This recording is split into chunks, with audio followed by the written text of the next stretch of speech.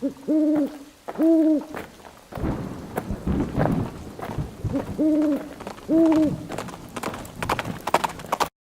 feliz 1 de enero de 2019. Espero todos estén recuperados y descansados y en buena salud. En este video voy a intentar hablar en conciso de 3 eventos. Uno va a ser la principal batalla que se enfrascó el pueblo de Tenochtitlan con las fuerzas de Hernán Cortés y la subsecuente huida de la ciudad de los españoles, conocida como la Noche Triste. Vamos a hablar un poco de eso también. La muerte de Montezuma. Cada evento yo pienso que se necesitaría ahondar mucho más, pero vamos a intentar de menos dar los relatos de Bernal Díaz del Castillo acerca de esos dos, y vamos a comenzar con una descripción de una instancia cuando Cortés y una gran mayoría de sus hombres importantes subieron a una de las pirámides de Tenochtitlan, y de ahí pudieron ver la gran ciudad por primera vez, y eso les causó una muy grata impresión, dejando a un lado las muestras de cierta manera salvajismo que tenían los aztecas, porque justamente habían sacrificado muchos víctimas, y se podía ver aún la sangre ahí en las pirámides derramándose. Pero vamos a describir eso para abrir una ventanita acerca de cómo posiblemente se veía la gran ciudad de Tenochtitlan de entonces, y empezamos así.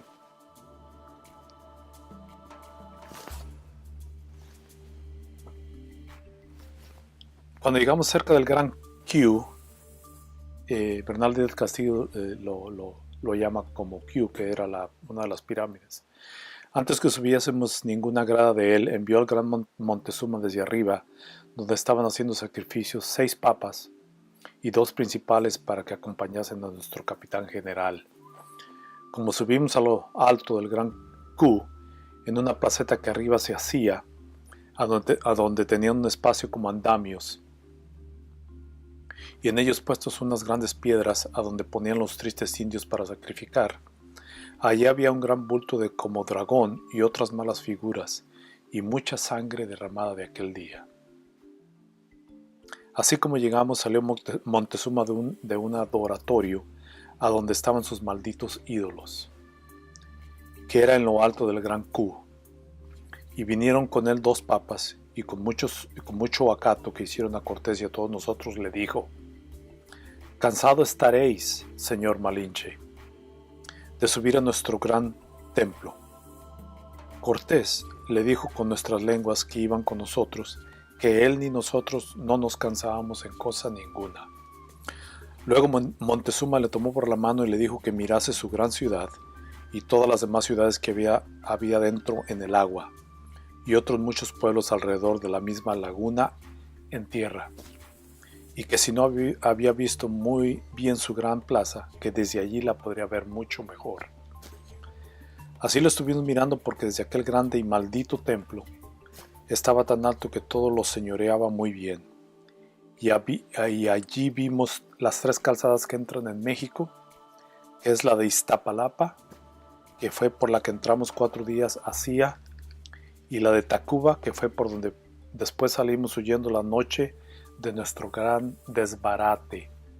Vamos a hacer una pausa aquí, porque cuando Bernal Díaz del Castillo llama el gran desbarate, es una derrota que sufrieron ellos, bueno, la primera y única derrota que sufrieron a manos de las fuerzas leales a Montezuma, que en ese entonces estaba prisionero por Cortés, y que eran lideradas por Cuitláhuac. Cuitláhuac organizó la defensa de la ciudad y derrotó a los españoles. No los mató a todos, obviamente, les inflictó muchas muertes, algunas muertes, y decidieron huirse en la llamada Noche Triste. Él le llamó el Gran Desbarate. Continuamos. Cuando Cuitláhuac, nuevo señor, cuando dice nuevo señor, él se refiere a Cuitláhuac, nos echó de la ciudad y la de Tepeaquilla, y veíamos el agua dulce que venía de Chapultepec, de que se proveía la ciudad, y en aquellos 3 calzadas las puentes que tenían hechas de trecho en trecho, por donde entraba y salía el agua de la laguna de una parte o a otra. Y veíamos en aquella gran laguna tanta multitud de canoas, unas que venían con bastimentos y otras que volvían con carga y mercaderías. Y veíamos que cada casa de aquella gran ciudad y de todas las demás ciudades que estaban pobladas en el agua, de casa a casa no se pasaban sino por unas puentes levadizas que tenían hechas de madera o de canoas. Y veíamos en aquellas ciudades cúes y adoratorios a manera de torres y fortalezas, y todas blanqueando, que era cosa de admiración, y las casas de azoteas, y ellas calzadas otras torrecillas y adoratorios que eran como fortalezas. Después de bien mirado y considerado todo lo que habíamos visto, tornamos a ver la gran plaza y la multitud de gente que en ella había, unos comprando y otros vendiendo, que solamente el rumor y zumbido de las voces y palabras que allí sonaban más que de una legua. Entre nosotros hubo soldados que habían estado en muchas partes del mundo, en Constantinopla y en toda Italia y Roma, y dijeron que plaza también comparada, y con tanto concierto y tamaño, y llena de tanta gente, no la habían visto. Esta es la descripción de Bernal Díaz del Castillo acerca de la instancia en cuando les tocó ver la gran ciudad desde arriba de las pirámides.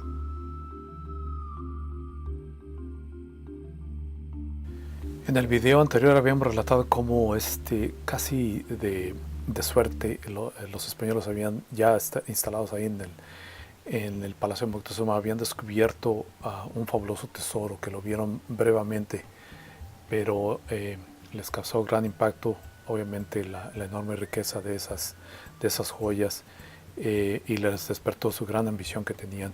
Aquí voy a relatar cómo fue que lo descubrieron después. Vamos a hablar muy poquito de eso, porque ya lo habíamos mencionado, cómo ese tesoro, ese fabuloso tesoro que lo tuvieron en sus manos, después de la huida en la Noche Triste y su subsecuente regreso a la ciudad de Tenochtitlan, nunca más lo pudieron encontrar. Pero aquí relata Bernal Díaz del Castillo cómo fue que lo vieron otra vez, cómo fue que lo descubrieron y cómo fue que se hicieron de él. Aquí lo vamos a relatar. Pues estábamos en aquellos aposentos, como somos de tal calidad y todo lo trascendemos y queremos saber, cuando mirábamos a donde mejor y en más convenible parte habíamos de hacer el altar, 2 de nuestros soldados, que uno de ellos era carpintero de lo blanco, que se decía Alonso Yáñez, vieron en una pared como señal que había sido puerta y estaba cerrada y muy bien encalada y bruñida, y teníamos relación que en aquel aposento tenía Montezuma el tesoro de su padre. Sospechósese que estaría en aquella sala, y el Yáñez lo dijo a Juan Velázquez de León y a Francisco de Lugo, y aquellos capitanes se lo dijeron a Cortés, y secretamente se abrió la puerta. Cuando fue abierta, y Cortés con ciertos capitanes entraron primero dentro y vieron tanto número de joyas de oro, y en planchas y tejuelos, muchos y piedras de chalchihuis, y otras muy grandes riquezas quedaron suspensas. Luego lo supimos entre los demás capitanes y soldados, y lo entramos a ver muy secretamente. Acordóse por todos nuestros capitanes y soldados que ni por pensamiento se tocase en cosa ninguna de ellas, sino que la misma puerta se tornase luego a poner sus piedras y se cerrase y encalase de la manera que lo hallamos, y que no se hablase en ello porque no lo alcanzase a saber Montezuma. Obviamente en este relato descubren el tesoro, quedan maravillados por las riquezas enormes, y lo sellan una vez más para que el gran monarca Montezuma no se diera cuenta de que lo habían descubierto. Que como gran señor y con tanto poder que tenía, en realidad sí se dio cuenta de que lo habían descubierto.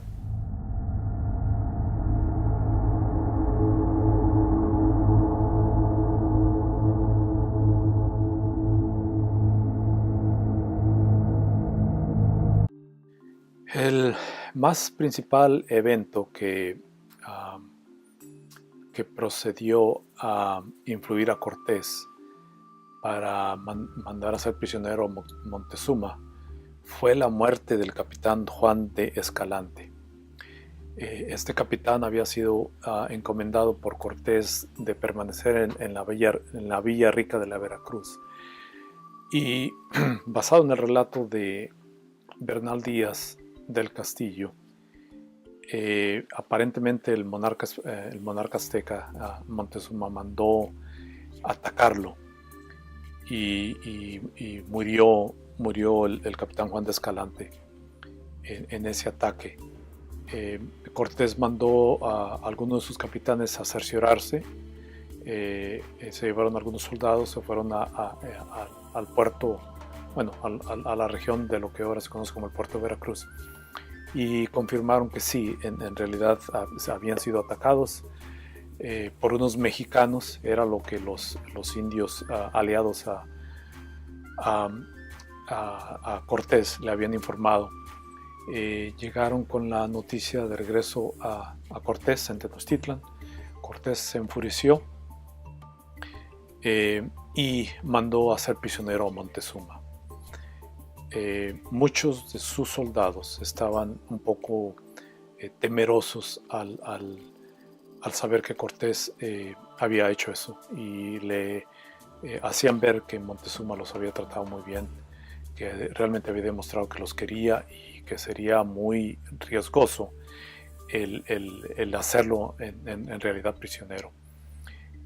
Cuando Cortés da la orden, Montezuma se pone muy nervioso, se pone muy consternado, le pide a Cortés que no lo haga, que no lo mande a ser prisionero, que tome en su lugar a 2 de sus hijas, que por favor las cuide, y a otro familiar que ahorita no me acuerdo qué parentesco tenía con Montezuma, pero me acuerdo de sus 2 hijas.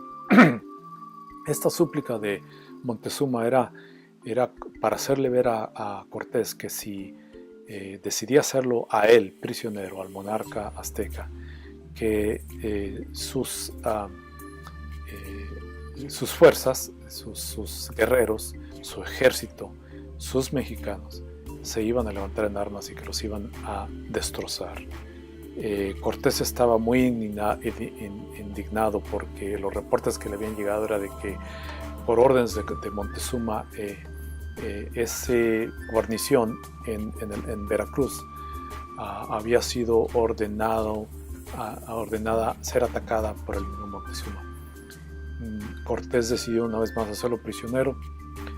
Pasaron estos eventos. Cuitláhuac empezó a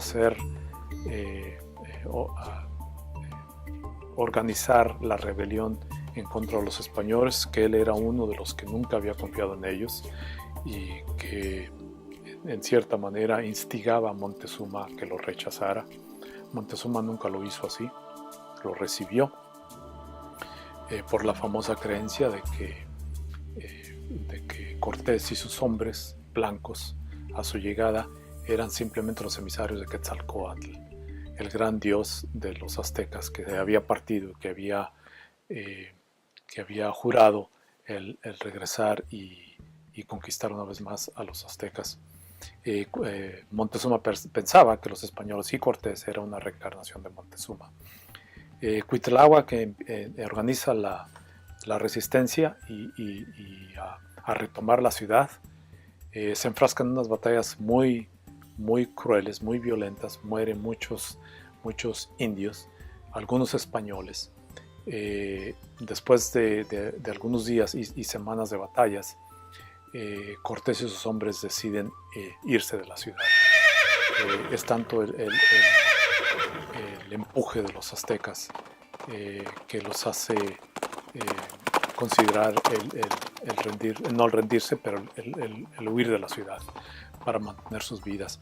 Así lo hacen, salen en la noche, que es el evento conocido como la Noche Triste, porque no solamente el orgullo de Cortés, que en los días antes de la muerte de Juan de Escalante, Cortés era considerado como no un huésped, ya no era un huésped, sino que ya era el que mandaba en la región, sin oficialmente Montezuma ser derrocado. A su regreso, cuando traía a los hombres de Pánfilo Narváez, él les comentaba que cómo era el trato que le daban a él y cómo lo consideraban como un dios. Al llegar a su regreso a Tenochtitlan, no fue recibido, no le daban alimentación. Eso le dañó mucho el orgullo personal a Cortés y suscitó que reaccionara de esa manera. Salen, como comúnmente se llama, la cola entre las patas, el ejército español de la ciudad de Tenochtitlan en el evento conocido como la Noche Triste. Elaboraremos un poquito más adelante acerca de la muerte de Montezuma. Hasta luego.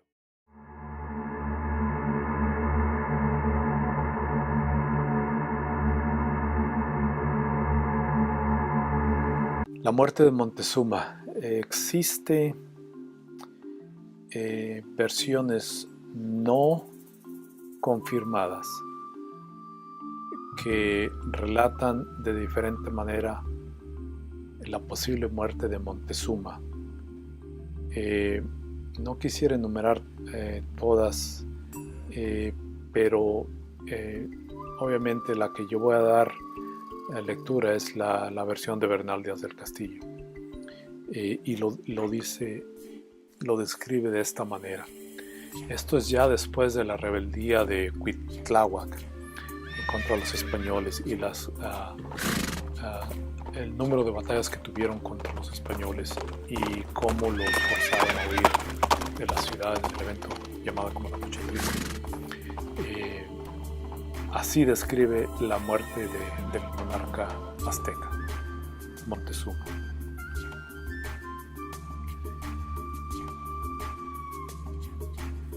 Y desde que amaneció, vienen mucho más escuadrones de guerreros y muy de hecho nos cercan por todas partes los aposentos. Sí, mucha piedra y flecha tiraban de antes, muchas más espesas y con mayores alaridos y silbatos vinieron este día. Viendo todo esto, acordó Cortés que el gran Montezuma les hablase desde una azotea y les dijese que cesasen las guerras y que no queríamos ir de su ciudad. Cuando el gran Montezuma se lo fueron a decir de parte de Cortés, dicen que dijo con gran dolor: ¿qué quiere ya de mí, Malinche? Que yo no deseo vivir ni oírle, pues en tal estado por su causa mi ventura me ha traído. Y no quiso venir, y aún dicen que dijo que ya no le quería ver ni oír a él, ni a sus falsas palabras, ni promesas. Y Montezuma se puso a un pretil de una azotea, con muchos de nuestros soldados que le guardaban, y les comenzó a hablar con palabras muy amorosas que dejasen la guerra y que nos iríamos de México. Muchos principales y capitanes mexicanos bien le conocieron, y luego mandaron que callasen sus gentes y no tirasen varas, piedras ni flechas. 4 de ellos se llegaron en parte que Montezuma les podía hablar, y ellos a él y llorando le dijeron: «Oh Señor, y nuestro gran Señor, y cómo nos pesa de todo vuestro mal y daño y de vuestros hijos y parientes. Hacemos saber que ya hemos levantado a un pariente vuestro por señor», que era Cuitláhuac. Allí le nombró que se decía Cuitláhuac, señor de Iztapalapa, y más dijeron que la guerra la habían de acabar y que tenían prometido a sus ídolos no dejarla hasta que todos nosotros muriésemos, y que rogaban cada día a su Huicholobos y a Tezcatepuca que le guardase libre y sano de nuestro poder. No bien hubieron acabado el razonamiento, cuando tiran tanta piedra y vara, que los nuestros que le arrodelaban, como vieron que entre tanto que hablaba con ellos no daban guerra, se descuidaron un momento en rodearle de presto y le dieron 3 pedradas, una en la cabeza, otra en un brazo y otra en una pierna. Y aunque le rogaban que se curase y comiese y le decían sobre ello buenas palabras. No quiso. Antes, cuando no nos catamos, vinieron a decir que era muerto. Este es el relato de Bernal Díaz del Castillo, y en realidad fue herido en esa instancia, como dice él, arriba de la azotea. No murió instantáneamente, pero murió días después. En su sufrimiento y en sus últimas horas le rogó una vez más a Cortés que cuidara de 2 de sus hijas. Un relato de la muerte de Montezuma es de que Cortés, el mismo Cortés, le enterró la espada por atrás, por el ano, y que murió instantáneamente. Eso contradice la versión que dice que Montezuma le pidió que cuidara a 2 de sus hijas, porque cómo le podía pedir si ya estaba muerto. Así que la versión un poco más constatada ser verídica por los historiadores y los escolares es esta versión de Bernal Díaz del Castillo, que dice que murió por su propia gente, apedreado. Hubiera sido o fue con intención de matar al propio líder azteca, o fue simplemente un accidente.